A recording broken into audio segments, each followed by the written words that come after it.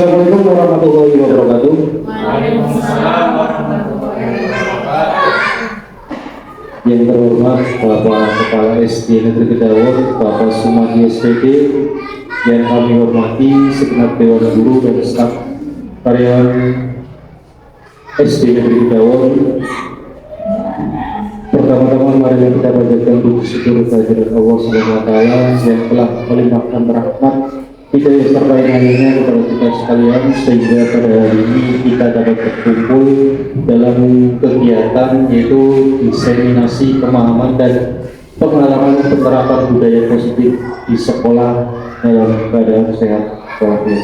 Kedua kalinya selawat serta salam tercurahkan kepada junjungan kita Nabi besar Nabi Agung Nabi Muhammad Sallallahu Alaihi Wasallam yang telah membimbing kita dari zaman kegelapan ke zaman yang terang benderang ini, serta semoga kita mendapatkan sahabat Nabi yang mulia. Bapak Ibu, di sini saya akan mendiseminasikan tentang budaya positif di sekolah. Nah, di sini kita bersama-sama ya, berkolaborasi mengenai pemahaman ini, budaya positif ini. Jadi bukan saya menggurui atau apa, tapi di sini kita berkolaborasi dan Bapak Ibu kita bersama-sama belajar tentang budaya positif. Sebelum ke inti pembahasan ini sebagai pengantar budaya positif, yaitu salah satu tanggung jawab kita sebagai seorang guru itu adalah bagaimana menciptakan suatu lingkungan yang positif. Jadi guru itu bagaimana kita itu dapat menciptakan lingkungan yang positif yang terdiri dari warga bersekolah yang saling mendukung, saling belajar, saling bekerja sehingga tercipta kebiasaan-kebiasaan baik. Dari kebiasaan-kebiasaan baik itu akan tumbuh menjadi karakter-karakter baik warga sekolah, yang kemudian pada akhirnya karakter-karakter dari kebiasaan baik itu akan membentuk suatu budaya positif. Ini adalah standar nasional pendidikan. Lingkungan yang positif sangat diperlukan agar pembelajaran yang terjadi adalah pembelajaran yang berpihak pada murid. Sebagaimana tertuang dalam standar proses standar nasional pendidikan pasal 12, yaitu 1. Pelaksanaan pembelajaran sebagaimana dimaksud dalam pasal 10 ayat 2 huruf B diselenggarakan dalam suasana belajar yang 1. Interaktif, yang 2. inspiratif, yang 3. menyenangkan, menantang, memotivasi peserta didik untuk berpartisipasi aktif. Selanjutnya yaitu yang terakhir memberikan ruang yang cukup bagi prakarsa, kreativitas, kemandirian sesuai dengan bakat, minat, dan perkembangan fisik serta psikologis peserta didik. Nah, ini adalah standar nasional pendidikan. Jadi kita sebagai guru harus dapat menciptakan ya, pembelajaran suasananya seperti ini, interaktif, inspiratif, menyenangkan, menantang. Jadi tidak monoton saja Bapak Ibu. Selama ini memang saya setelah pembelajaran di PGP ini memang ada istilahnya setelah merefleksi ternyata saya ternyata seperti ini, kurangnya itu banyak sekali ternyata dalam pembelajaran, penerapan pembelajaran untuk siswa. Itu tadi sebagai pengantar, mari kita bersama-sama berkolaborasi, saling mendukung demi terwujudnya budaya positif di lingkungan SD Negeri Kedawon. Modul yang sudah saya pelajari di modul 1.4 yaitu budaya positif, itu ada perubahan paradigma, bagaimana terus budaya disiplin positif, kebutuhan dasar manusia, motivasi perilaku manusia, posisi kontrol, restitusi, keyakinan, kelas dan segitiga restitusi. Ini yang saya pelajari pada modul 1.4. Mungkin ada Bapak Ibu guru di sini yang sudah pernah mendengar ini, ya, disiplin positif atau kebutuhan dasar manusia, motivasi perilaku manusia, posisi kontrol, restitusi, keyakinan kelas maupun segitiga restitusi. Mungkin ada yang sudah pernah mendengar seperti ini atau sudah pernah tahu dan atau melaksanakan belum. Nah, Saya yang terakhir itu Pak, produktif itu tidak segitiga restitusi sudah pernah tahu Pak? Belum pernah. paling tidak bermudah. Segitiga bermuda, ya.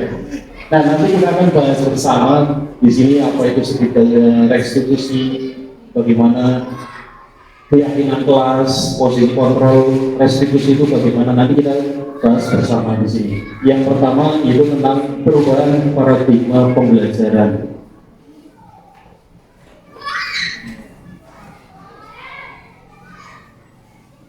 Ya, perubahan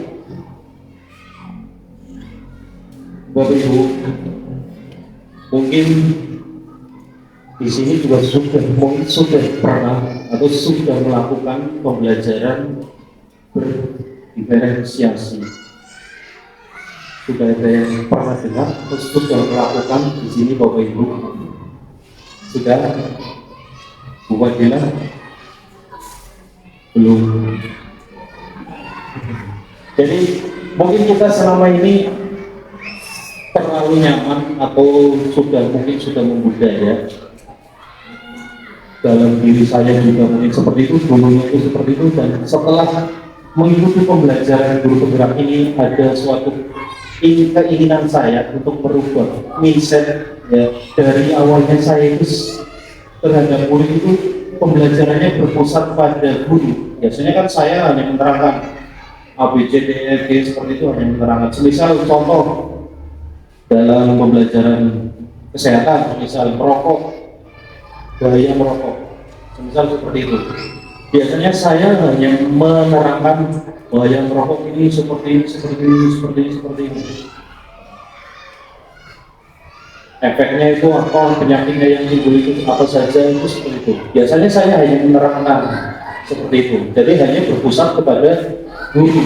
Nah, dengan perubahan paradigma baru ini diharapkan semua guru itu menjadi pembelajarannya itu berpihak kepada murid. Jadi berpihak pada murid. Contoh tadi yang pembelajaran bahaya merokok, kita tanyakan pertanyaan pemantik kepada siswa. Contoh satu, anak-anak, apakah ada yang tahu rokok itu seperti apa?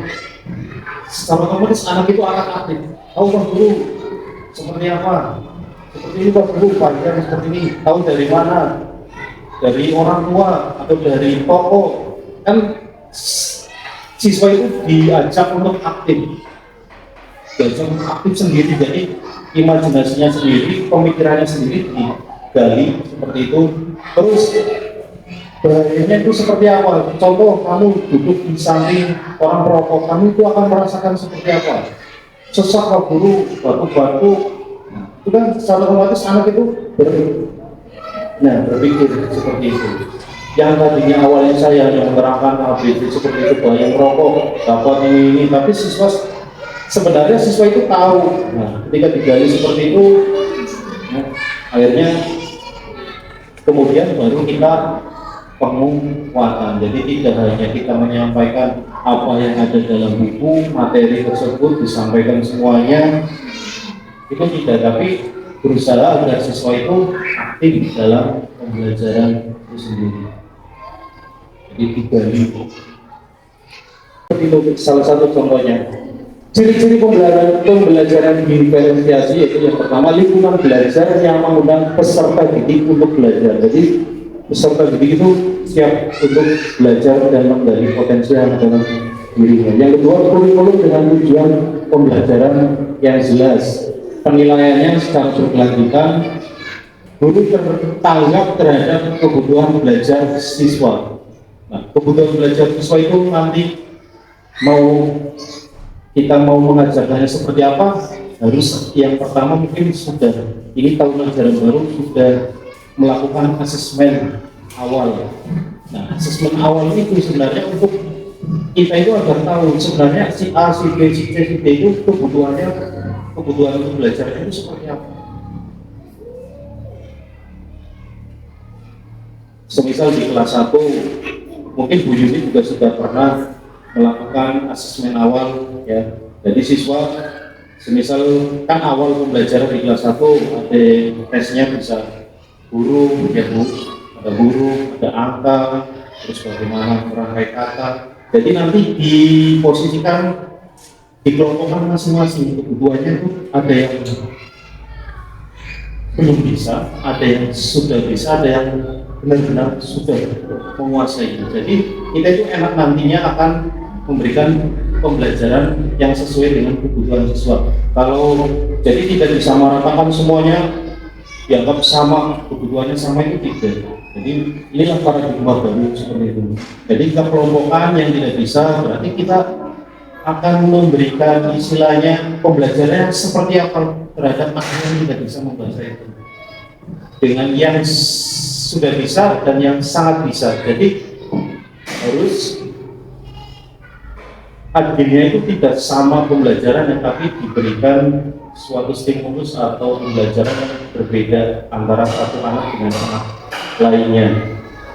Dan dalam pembelajaran kurikulum Merdeka ini, Bapak Ibu, ini tidak fokus terhadap nilai kognitifnya. Tidak. Selama ini kan kita fokus nilai kognitif, tapi ternyata akhirnya pas saat tes pun akro lagi, karena mungkin fokus kita itu terhadap materi, anak itu materinya itu diajarkannya hanya itu sesuai dengan di buku, dan kita itu pengennya nilainya kognitifnya itu bagus.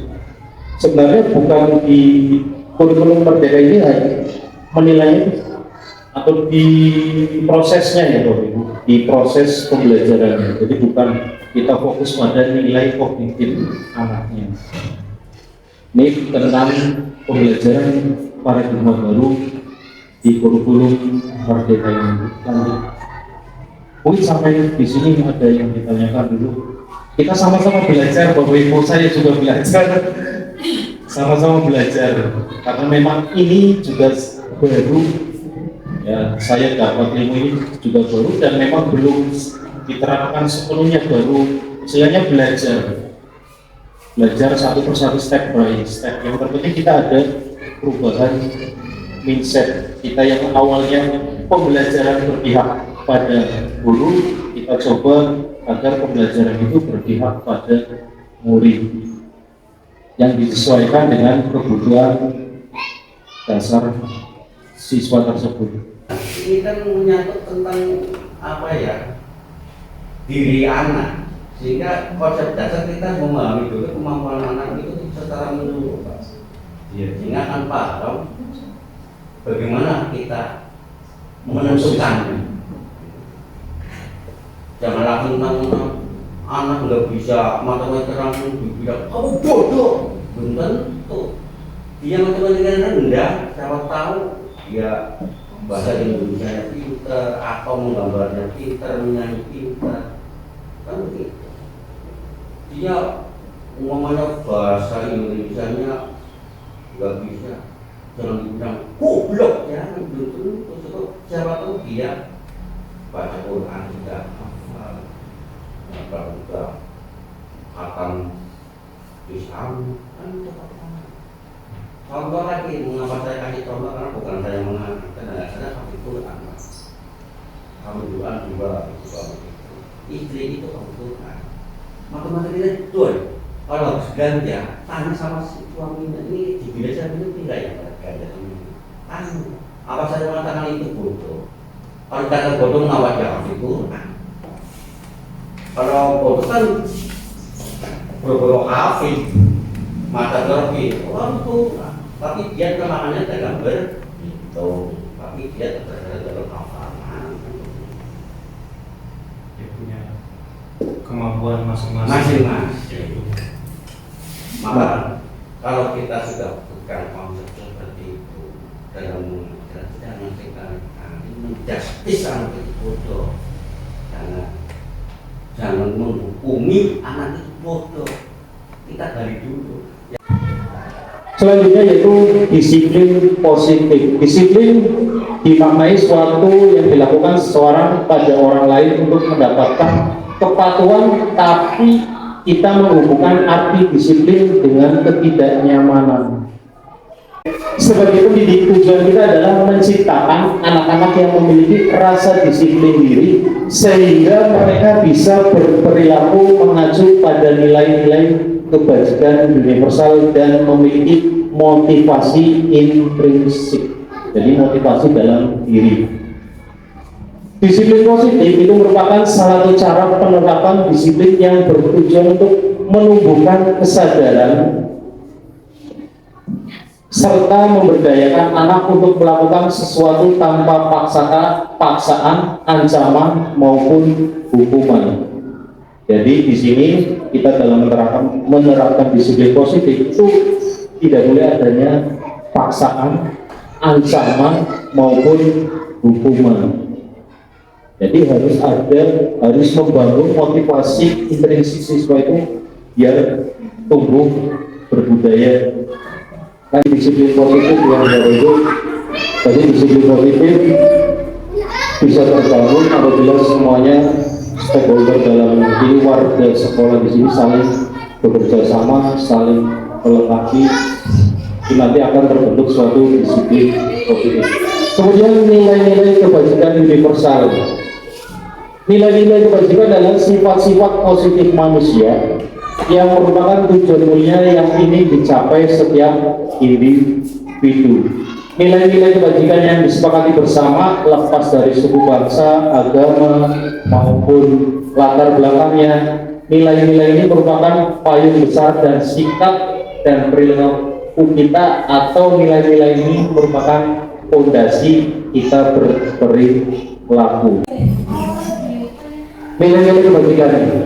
Ya, ini ada 6 dimensi profil pelajar Pancasila. Yang pertama yaitu apa, Bu Yuni? Dimensi pelajar Pancasila? Iya.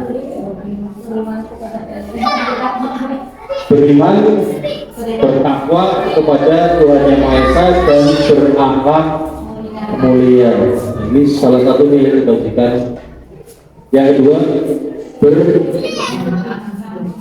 kebinekaan global. Yang ketiga, bergotong royong, kreatif, bernalar kritis, dan mandiri. Mungkin sudah sering dengar ini yang suka tiktokan kayak Bu Yuni atau Bu Fadila, Bu Anis. Nah, ini dimensi profil pelajar Pancasila. Ada nyanyiannya ya, Bu? Nyanyiannya bagaimana, Bu? Iya, belajar Pancasila, beriman dan bertakwa kepada dan berakhlak mulia, berkebinekaan global, royong kreatif, bernalar kritis. Nah, happy. Ya. Lagi Bu, coba contohnya. 1, 2, 3. Belajar Pancasila, beriman dan bertakwa pada Tuhan Yang Esa dan berakhlak mulia, berkebinekaan global, gotong royong mandiri, kreatif dan bernalar kritis. Kalau sudah bisa dinyanyikan, otomatis sudah terserap, sudah tahu ya dalam pikiran kita bahwa ini adalah nilai-nilai kebajikan dari profil pelajar Pancasila. Bisa di kelas ya nyanyi-nyanyi seperti itu juga membuat siswa itu menyenangkan, ya, pembelajarannya menyenangkan, tidak monoton hanya textbook atau diberi tugas atau yang istilahnya hanya fokus pada materi. Sekali-kali seperti itu, atau tepuk apa atau bernyanyi apa, itu membuat siswa juga terbuka motivasinya dan menyenangkan.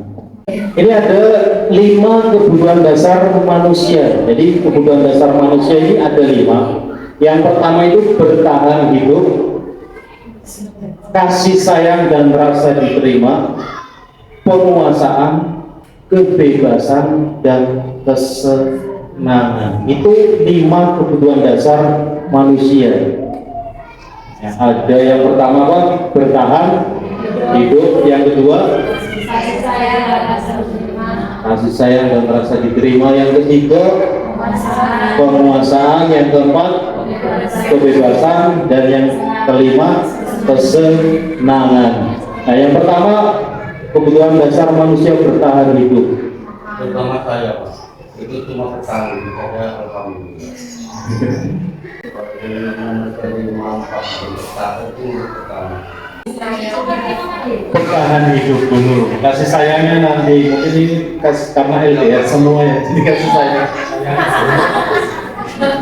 Ya, ini kebutuhan dasar manusia yang pertama itu bertahan hidup. Dia kebutuhan yang bersifat fisiologis, Bapak Ibu.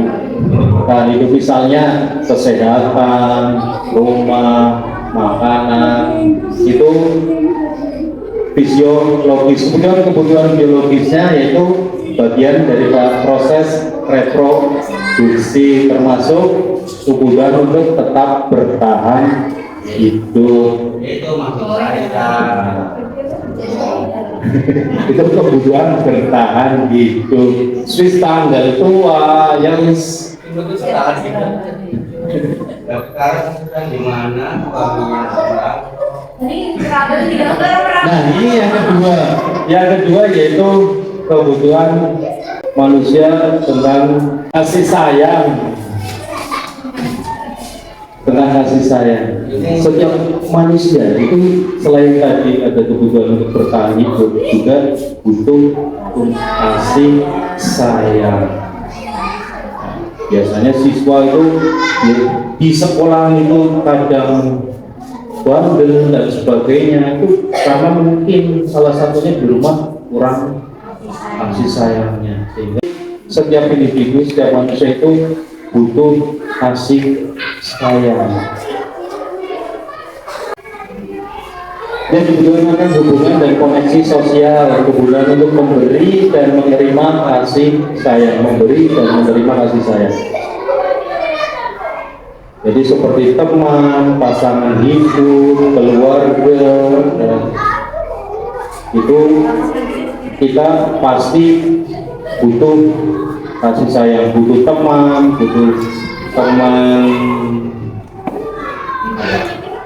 apa? Teman hidup, pasangan hidup, teman kerja. Tapi kalau bicara petani itu jangan lupa.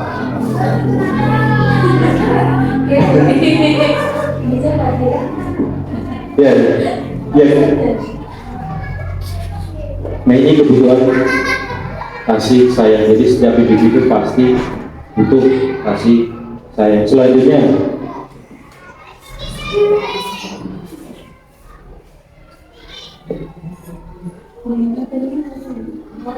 Selanjutnya yaitu kebutuhan penguasaan. Kebutuhan ini berhubungan dengan kekuatan untuk mencapai sesuatu, menjadi kompeten, menjadi terampil, diakui atas prestasi dan keterampilan kita. Selanjutnya kebutuhan kebebasan. Jadi setiap anak itu, setiap manusia itu pasti membutuhkan suatu kebebasan. Jadi makanya itu kita buat kebebasan pada siswa untuk belajar. Jangan sampai kita hanya menekankan siswa harus textbook, harus ini kerjakan ini. Siswa itu butuh kebebasan. Jadi mereka itu pengennya apa? Pembelajarannya itu maunya seperti apa? Jadi diberikan kebebasan. Tapi kebebasan dalam artian kita tetap mendampingi atau membimbing. Bebas dan terbatas. Iya, bebas tapi terbatas, dibimbing agar tidak melenceng dari norma Islam. Kemudian yaitu kebutuhan kesenangan. Nah, ini kebutuhan dasar manusia selanjutnya yaitu kesenangan. Setiap orang pasti ya butuh rasa senang. Kalau jenuh kayak guru jenuh, ya Dewan Guru Negeri Kedawon jenuh, ya pengen senang piknik, uji, ACC Pakat dulu. Enggak, Pak. Lanjut, Pak. Motivasi perilaku manusia. Jadi motivasi itu merupakan dorongan yang timbul pada diri seseorang secara sadar maupun tidak sadar untuk melakukan tindakan untuk tujuan tertentu. Nah, motivasi ini yaitu atau juga menghindari ketidaknyamanan dan hukuman sehingga timbul suatu motivasi. Yang kedua yaitu mendapatkan penghargaan atau imbalan dari orang lain. Itu juga yang menimbulkan motivasi. Yang ketiga itu menghargai nilai-nilai kebajikan diri sendiri. Menghindari ketidaknyamanan dan hukuman, biasanya itu murid melakukan disiplin diri karena takut akan hukuman maupun ini merupakan motivasi ekstrinsik. Murid melakukan disiplin diri karena ingin mendapatkan imbalan, jadi termotivasi karena ingin mendapatkan imbalan. Itu juga motivasi ekstrinsik. Ini yaitu konsep disiplin pendekatan restitusi. Mungkin di sini ada yang sudah tahu apa itu restitusi. Restitusi ya, menurut dosen, restitusi adalah proses menciptakan kondisi bagi murid untuk memperbaiki kesalahan mereka sehingga mereka dapat kembali pada kelompok mereka dengan karakter yang lebih kuat. Jadi ketika mereka membuat suatu kesalahan itu tidak kita hukum ya, atau tidak kita hukum, tapi kita gunakan restitusi. Nah, nanti akan dibahas slide berikutnya. Ciri-ciri restitusi yaitu yang pertama bukan menebus suatu kesalahan, namun belajar dari kesalahan. Yang kedua memperbaiki hubungan.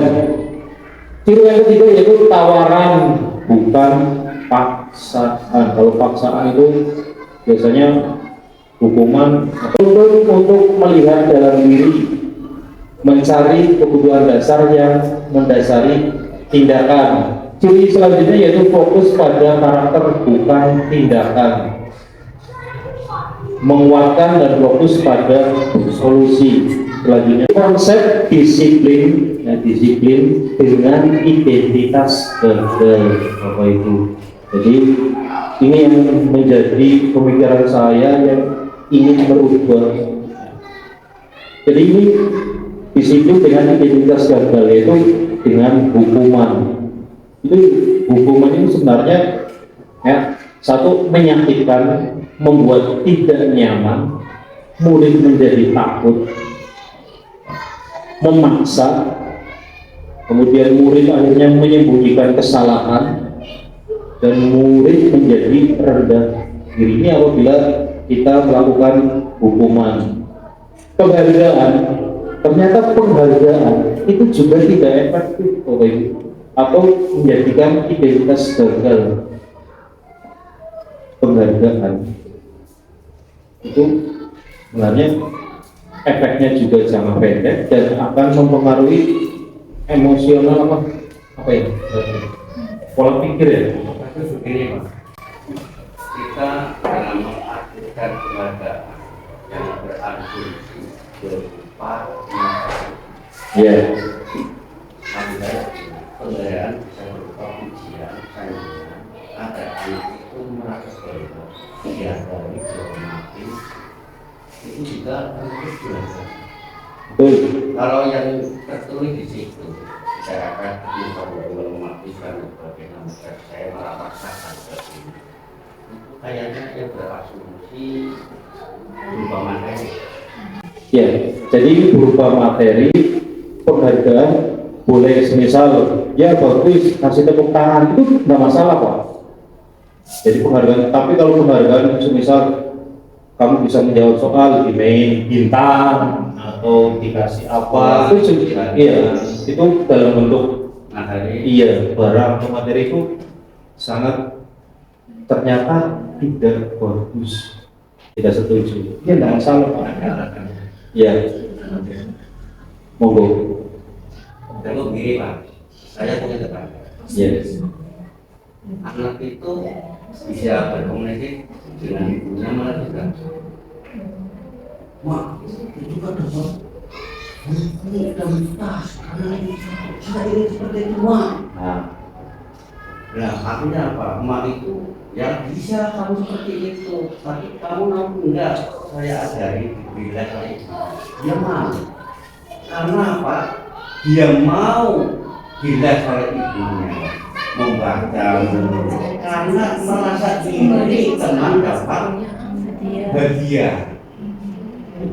Ya, saya tanggapi ya Pak. Nah itulah yang kemudian menjadikan termotivasi karena adanya imbalan, imbalan itu akhirnya terdorong dari motivasi ekstrinsik, tidak dalam intrinsik siswa. Saya pengen seperti ini, pengen bisa, tapi karena imbalan akhirnya memang memotivasi, maksudnya siswa itu akhirnya semakin bagus atau bagaimana. Sebenarnya itu membunuh Pak. Jadi Karena ini sama halnya dengan kita sebagai umat Islam. Kalau masih tingkat tarafnya level masyarakat, kan kita melakukan sholat kan kenapa? Supaya dengan harapan dapat pahala, masuk surga. Tapi kalau tingkatnya tawadu, bukan seperti itu kan, yang tingkat levelnya juga tingkat marifat lah. Saya sholat itu bukan itu yang dimakan. Jadi ya semacam ini ya level-levelan. Jadi kalau level masih kelas bawah ya minimal ya dapat imbalan. ya, Seperti ini sampai seperti ini. ya, semuanya betul. Kayaknya masuknya kan sudah yang tingkat tinggi. Jadi melakukan perbuatan itu bukan karena ibadah, bukan karena pahala, bukan karena ini adalah kebutuhan kita. Nah itulah yang nanti akan menjadikan suatu keyakinan dalam diri kita bahwa saya itu pengen bisa seperti itu tuh dalam diri kita tanpa adanya motivasi karena imbalan. Biasanya kalau sudah seperti itu, anak itu akan terpengaruh. Mau melakukan apa pengen dapat imbalan, melakukan apa pengen dapat imbalan, melakukan apa pengen dapat imbalan. Itu yang akhirnya jadikan mentalnya itu seperti itu Pak. Jadi pengennya imbalan, Pak.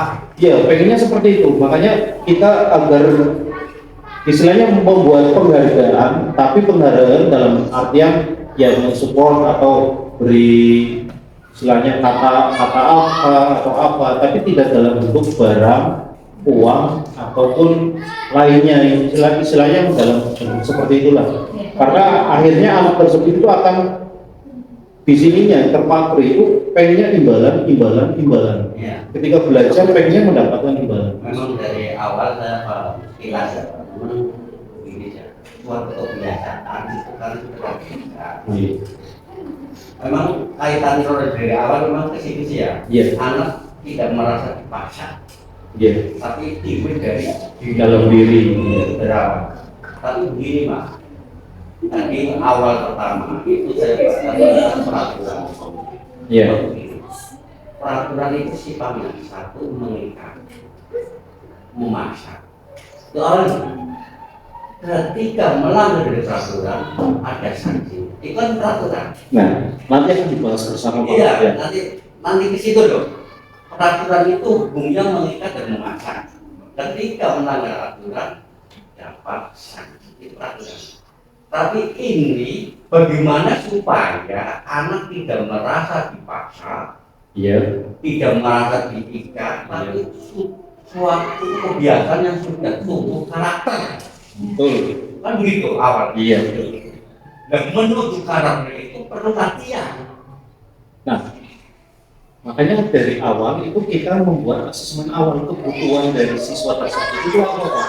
Jadi kita ada yang kurang, sedang, tinggi. Nah, dalam ketiga itu perlakuannya berbeda sehingga tidak adanya istilahnya kita mengiming-iming imbalan itu seperti ini, imbalan seperti Kemudian itu. dalam konteks ini sekarang masih masuk dalam bidang psikologis pembelajaran, belum sampai ke prakteknya. Artinya belumnya membahas tentang ini alat peraga kayaknya. Jadi masih masih tentang soal pendidikannya ini belum sampai ke praktek mengajar terlewat bagaimana cara menyenangkannya dan sebagainya. Nah, ya. Motivasi anak supaya tidak terlalu berbalisme kan itu ada alat praktek belum sampai itu ya Pak. Belum. Ini nanti setelah ini kan ada namanya kesepakatan kelas yang menjadikan suatu keyakinan kelas. Nah itu nanti yang akan menjadikan kita itu istilahnya apa ya, pegangan kita Ya, pada masih siswa. proses mencari dan mengkondisikan kebutuhan siswa masing-masing kan ini ya. Sebab kita dalam mengajarkan tidak sama rasakan. Iya, di dalam kurikulum perdana ini tidak harus tahu antara si A si B tidak terlalu sama kebutuhannya. betul. Sehingga di sini objek sentral ini adalah bagaimana kita tahu anak sebagai sentral. Kita seorang guru harus tahu kan kebutuhan masing-masing. Iya. Jadi anak itu sebagai sentral pendidikan bukan menjadi objek. Kan begitu. Iya, betul. Bukannya sebagai mengarahkan, membimbing, membina, kan begitu ya? Menuntun. Menuntun dan sebagainya. Tidak hanya berarti MB. Jadi tadi ya, tentang alat peraga, semisal dalam pembelajaran apa ini anggota tubuh, bagian tubuh ini kan ada yang kebutuhannya, ada yang suka audiovisual, ada yang video, ya, ada yang menggunakan hanya poster atau menggunakan komik. Kan kita bisa mengistilahnya masalah sarana prasarana itu tadi, Pak. Ya ada 3 tipe pembelajaran visual. Ya, dalam satu kelas itu Visual, audiovisual, visual, dan audio. praktek. Ya, audio itu Karena tipe belajarnya ya visual dilihat dan juga mendengarkan, yaitu mendengarkan kata lain kata melihat. Jadi ini yang punya kemudian mendengar. ya. Dalam lembaran pertama dibuka sekilas tapi saya yang seperti itu. Iya. Pada undang-undang pendidikan nasional pada kondisi apa itu. Saya kurang paham memang menantang. Padahal orang menantang aku begitu. Pak Guru, aku wali grup. Orang menantang. dalam artinya bukan menantang seperti itu. Isinya saya itu pengen bisa seperti itu. Oh, gitu. Iya, seperti itu. Jika maksud saya mau dalam bahasa pakai menantang, apakah tidak ada bahasa lain? Menantang. challenge. Jadi bahasanya apa ya? Artinya ingin tahu apa itu? Jangan pakai menantang. Juga tantangan saya terkadang kunjungan, saya itu baru. Itu tadi lanjut, Pak. Ya. Ya, tentang hukuman penghargaan. Selanjutnya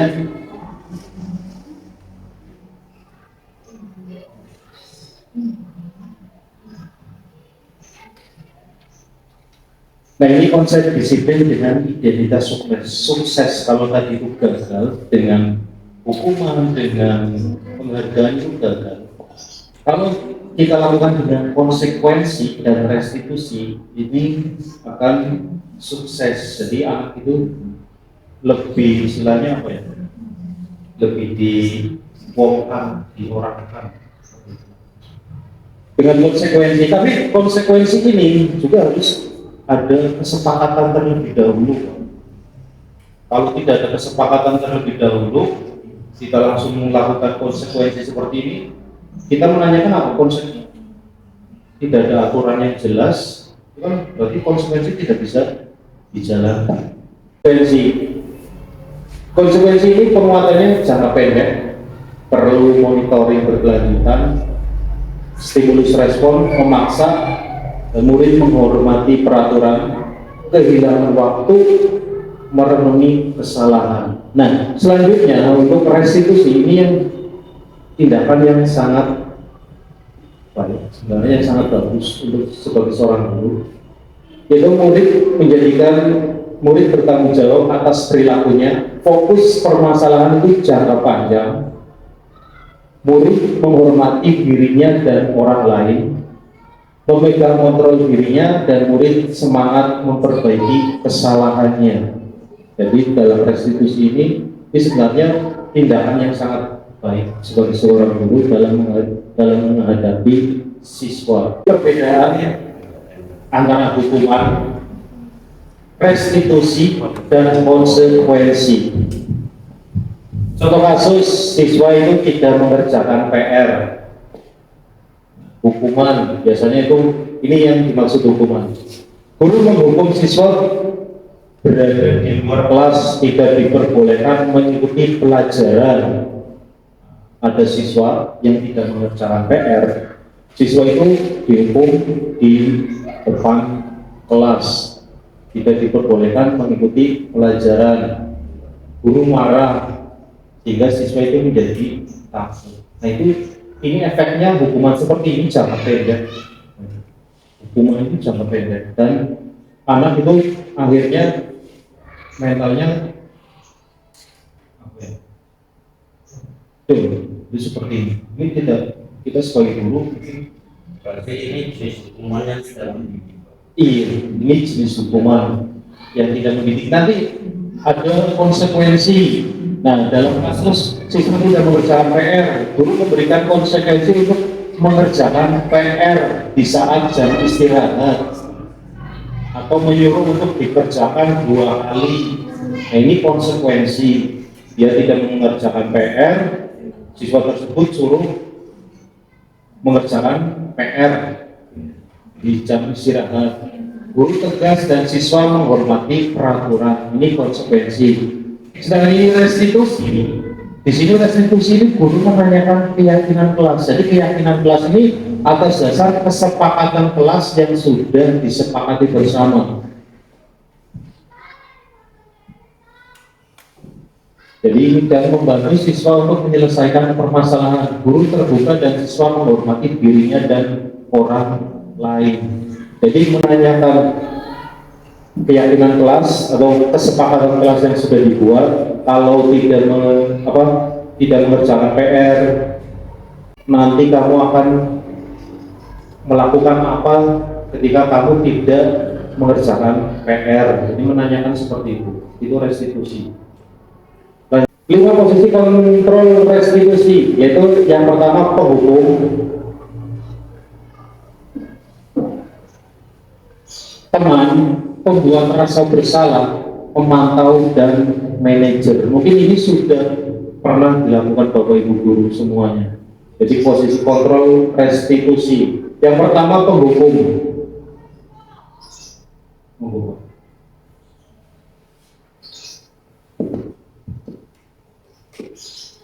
Seorang penghukum biasanya menggunakan hukuman fisik maupun verbal. Biasanya ini langsung hukum. Tadi seperti tadi kalau tidak mengerjakan PR, suruh keluar atau berdiri di depan kelas. Ini yang pertama penghukum. Yang kedua,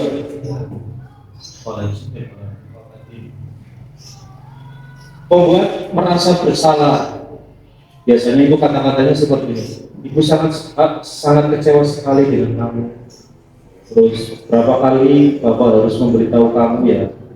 Ini membuat anak itu merasa bersalah. Selanjutnya, teman. Ayo bantulah demi Bapak ya. Ini kata-kata yang seperti kontrol sebagai teman. Pemantau biasanya lebih menekankan ke peraturan. Peraturannya apa ya? Apa yang telah kamu lakukan? Ini seperti itu. Lanjut, manajer. Biasanya ini manajer dalam posisi di mana guru berbuat sesuatu bersama dengan murid. Jadi mempersilahkan murid itu bertanggung jawab atas perilakunya. Ini penerapan 5 posisi kontrol ini penghukum. Contoh kasus tidak mengerjakan soal PR. Biasanya seorang penghukum itu patuhi aturan kelas dan silakan berdiri di luar kelas. Itu penghukum. Pembuat rasa bersalah. Berapa kali bu guru harus memberitahu kamu Bu guru itu kecewa sama kamu, itu akhirnya membuat anak itu merasa bersalah. Ini contoh-contohnya ya Bapak Ibu. Teman, ayolah yang tertib, buat Bu guru itu bangga, kali ini tidak apa-apa kamu salah. Selanjutnya pemantau, kamu sudah melanggar apa peraturan dan konsekuensinya. Itu posisi apabila Bapak Ibu guru sebagai pemantau. Selanjutnya manajer. Manajer itu biasanya menanyakan apa kamu tahu kesalahanmu. Kira-kira bagaimana kamu akan memperbaiki kesalahanmu itu. Nah itu sebagai manajer, jadi lebih memanusiakan. Seperti itu. Lanjut, keyakinan kelas. Perlu posisi yang Bapak idealnya sebagai guru, ya menurut Bapak Ibu, ini mana yang paling baik diterapkan?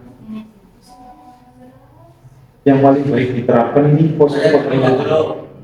Yang lain nanti saya jadi contoh pembuat rasa bersalah punya alasan. Kalau orang punya rasa bersalah ini akan menimbulkan selalu baik dan juga tidak akan berbuat kesalahan lagi. Yang ketiga selalu minta maaf, yang keempat tidak merasa balik.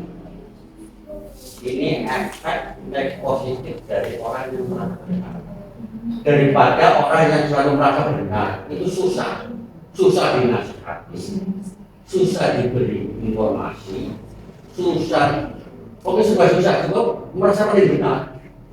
Maka saya lebih condong yang Membuat rasa bersalah. sebab kalau anak merasa bersalah, otomatis dia akan rendah diri, rendah hati, rendah diri, dan tidak akan berbuat salah dan selalu mau memperbaiki diri terus. Terima kasih. Matur nuwun Pak Kepala Sekolah. Selanjutnya mungkin Pak Haji, dalam posisi ini yang mana biasanya dilakukan dalam keseharian dalam pembelajaran? Atau sebagai teman, manajer, pemantau, sebagai teman. sebagai teman. Berarti biar di siswa tersebut dianggap sebagai teman kita sendiri dalam pembelajaran di Iya, sebagai kontrol. sebagai kontrol, tidak dikucilkan, tidak merasa kesalahan. Terus Pak Haji, terus Bu Yuni Ya, kita ingin ngomong sebagai manajer. Kenapa Bu? Ya kan kalau misalkan siswa tidak mengerjakan PR, ditanya dulu alasannya kenapa kan? Iya, seperti itu. Kenapa tidak mengerjakan PR? Alasannya apa? Terus kalau misalkan lupa apa siswanya nggak menulis PR, Terus nanti kamu mau bagaimana untuk menyelesaikan itu? iya kadang bisa misalkan apa sih bisa dikerjakan di sekelas pada jam itu, tapi gimana? Ya intinya berarti menanyakan kenapa seperti itu, kemudian tidak mengerjakan PR. ya terus kesepakatannya bagaimana, terus pun kamu Kalau itu misalkan mau ya mengerjakan itu ya mau dikerjakan, kalau misalkan nggak dikerjakan ya berarti nggak dapat nilai. ya itu sebagai manajer ya berarti Bu Yuni. Terima kasih Bu Mus. Sama sebagai manajer. Bu Liza sama sebagai manajer. Bu Liana belum. Bu Fadila apa Bu? nanti tabel.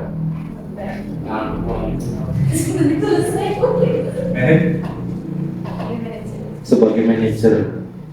Bu Anis. Saya lebih ke manajer sih. Yang menurut saya pribadi ini yang paling ideal sebagai seorang guru itu posisinya sebagai manajer, karena di sini menanyakan dulu, ya, menanyakan kesalahannya, seperti apa, kesepakatannya sudah dibuat itu seperti apa, konsekuensinya seperti apa yang akan dilakukan untuk memperbaiki kesalahannya. Jadi di situ sebenarnya di manajer itu sudah komplit, tidak langsung istilahnya menghukum, membuat rasa bersalah atau sebagainya. Jadi sudah tercover di situ sebenarnya. Di posisi manajer itu menurut saya. Dia nggak membaca contoh, nggak kelihatan. Contohnya kan mengerjakan PR ya Pak ya? Iya, contohnya mengerjakan soal PR. Intinya membahas Ya intinya membahas ini, yang lainnya ada. Intinya kasusnya hanya satu ini. Kasusnya hanya satu ini. Tapi kan mungkin banyak kasus yang ada dalam kelas Bapak Ibu. Nah, itulah nanti yang akan menjadikan posisi kontrol Bapak Ibu itu yang paling ideal itu yang mana? Paling ideal itu yang 12 soal. Nah, itu saja. Mengapa keyakinan kelas? Mengapa tidak peraturan kelas saja? Kalau peraturan itu hanya satu arah, aturan itu satu arah. Tapi kalau keyakinan itu dua arah, antara siswa murid guru sudah menjadi keyakinan bersama. Keyakinan kelas ini diperoleh atas dasar kesepakatan kelas. Nah ini contohnya. Selalu kembalikan buku ke tempatnya. Pilih kebajikan keyakinan kelasnya itu masuk ke dalam tanggung jawab. Jadi siswa itu akan bertanggung jawab. Dilarang mengganggu orang lain. Keyakinan kelasnya menghormati orang lain.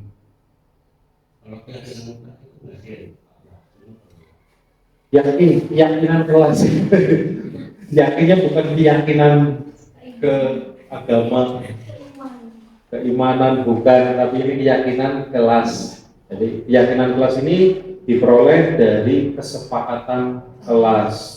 Tanpa kesepakatan kelas itu tidak akan ada keyakinan kelas seperti itu. Makanya di awal Bapak Ibu buat kesepakatan kelas, apa yang menjadi kesepakatan kelas bersama, itulah yang nanti akan diyakini sebagai keyakinan kelas. Nah, bagaimana pembentukan keyakinan kelas itu? Kesepakatan kelas, ya kita gali anak-anak dalam pembelajaran Bu Guru itu kamu pengennya seperti apa? Contohnya seperti itu, digali dulu. Sehingga saya pengen kelasnya bersih terus, Bapak Ibu. Saya pengen masuknya tepat waktu, Bapak Ibu. Jadi nanti setelah seperti itu nanti ya, Ini kemungkinan saja Pak. Cuma setelah kita kesepakatan jelas ada satu anak yang bilang, Pak, saya itu senangnya istirahat terus Pak. apa Pak? Istirahat terus Pak, karena istirahat karena memang banyak jualan jajan kemarin. Nah itulah tujuan kita sebagai guru itu menuntun Pak, mengarahkan bahwa itu kalau istirahat terus kan berarti tidak ada motivasi belajar, berarti tidak ada motivasi belajar. Makanya kita arahkan nuntun ya, kalau istirahat terus kapan belajarnya, kan seperti itu.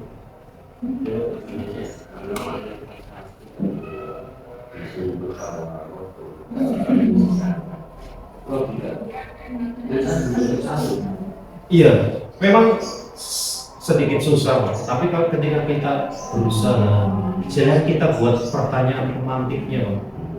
Jadi pemantik, misal kamu kelasnya pengen bersih atau tidak, pengen guru hanya seperti itu aja, berarti kan siswa pengen agar kelasnya itu bersih. Jadi tidak harus siswa istilahnya mikir, kan belum ada istilahnya, belum menalar seperti itu. Kalau kita buat pemantik gimana ya caranya kalau habis jajan nama jual nama, kalau mau pipis harus di kamar mandi. Tapi kalau main kartu tidak ada.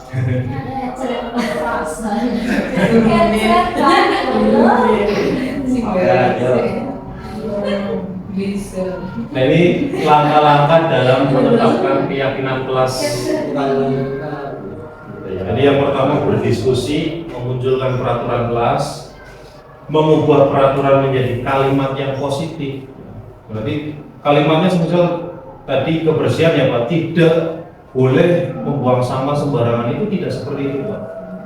Tapi menjaga kebersihan itu di dalamnya tidak boleh ini itu. Jadi kalimatnya menjadi kalimat positif dan dapat istilahnya diingat, tidak terlalu panjang lebar. Seperti itu. Menyarikan peraturan yang menjadi nilai kebajikan atau keyakinan kelas. Nah ini tentang kesepakatan kelas. Ini seperti ini, ya. Contoh-contohnya seperti ini.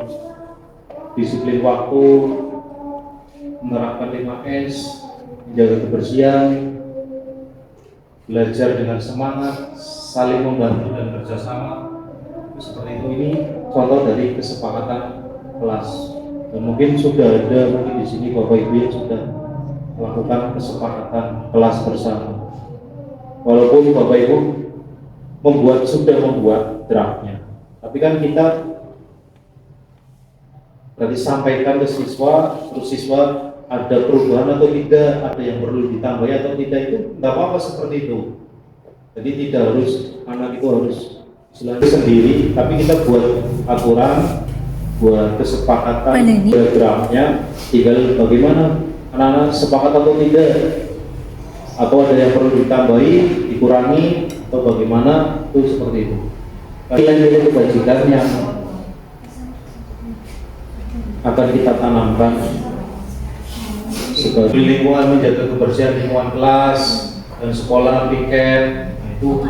Kemudian ada toleransi, nilai kebajikan yang akan ditanamkan, toleransi, menghormati guru, siswa, berteman dengan sesama teman. Selanjutnya restitusi itu ada 3 tahapannya. Yang pertama menstabilkan identitas, validasi tindakan yang salah, dan menanyakan keyakinan. Jadi kita stabilkan identitasnya. Semisal anak itu membuat kesalahan, contoh membuang sampah sembarangan, dibuang jangan langsung anak tersebut, kamu membuang sampah sembarangan, kamu masukkan ke tong sampah, kamu sampah. Itu bukan seperti itu. Jadi kalau Tapi ada yang seperti itu. Bodoh.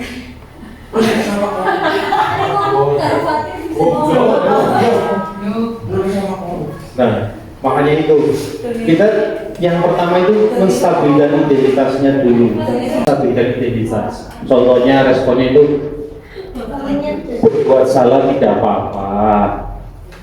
Membuang sampah, tadi kamu membuang sampah sembarangan. Saya juga pernah melakukan seperti itu. Ya tidak masalah seperti itu. Jadi distabilkan dulu.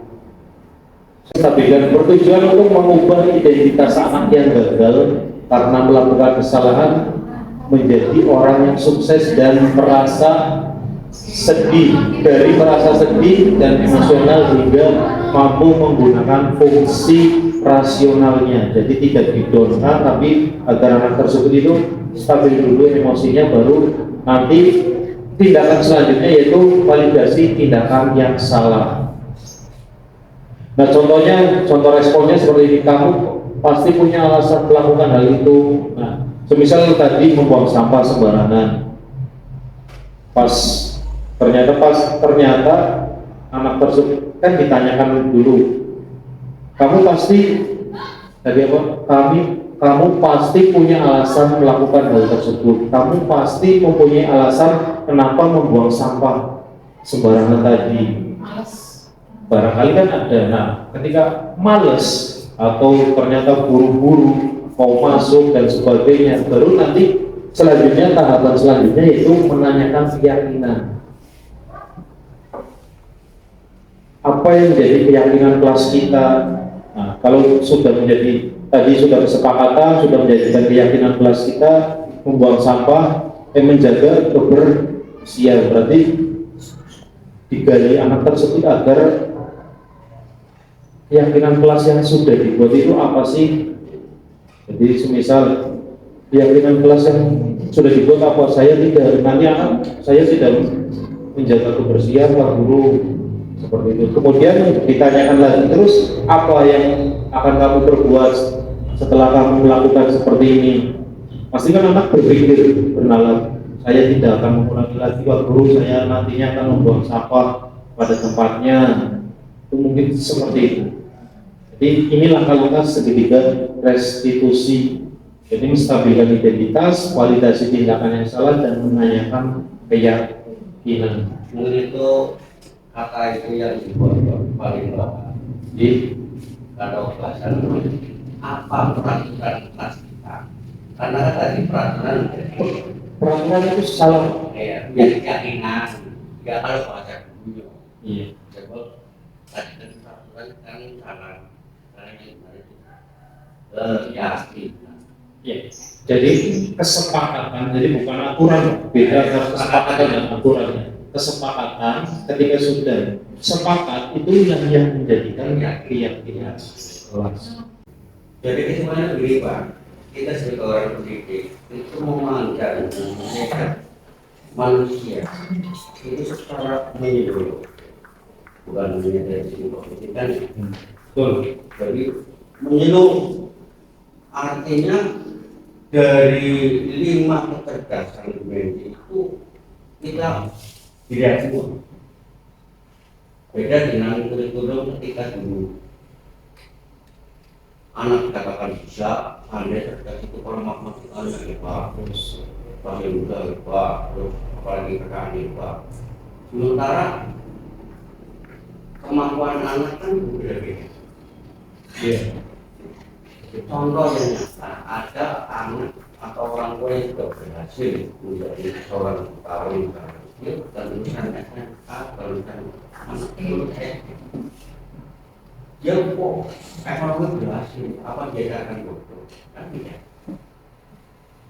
Ayah saya dahulu, apa saya mengatakan ayah saya bodoh? Nah, ternyata dia bisa membuat kurungan alam, membuat bumi.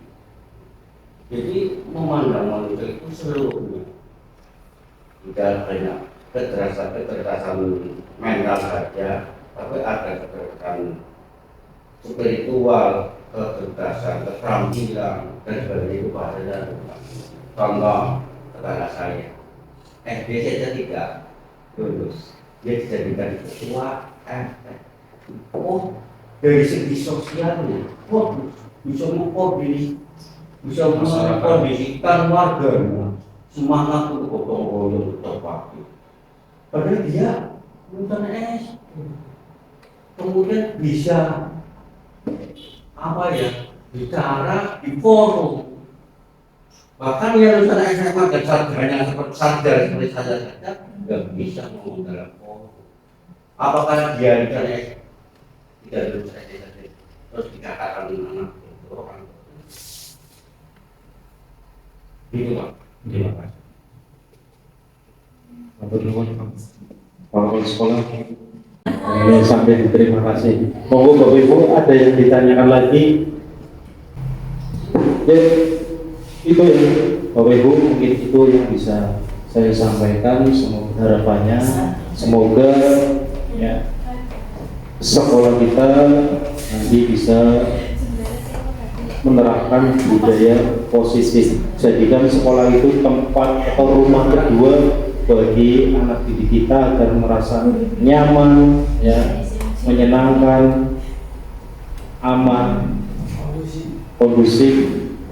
Jadikan rumah kedua bagi anak didik kita. Terima kasih. Cukup sekian untuk diseminasi pada budaya positif. Kurang lebihnya saya mohon maaf yang sebesar-besarnya apabila ada kata-kata yang kurang berkenan dalam hati Bapak Ibu Guru semua. Saya mohon maaf yang sebesar-besarnya. Wabillahi taufiq wal hidayah. Assalamualaikum warahmatullahi wabarakatuh. Terima kasih.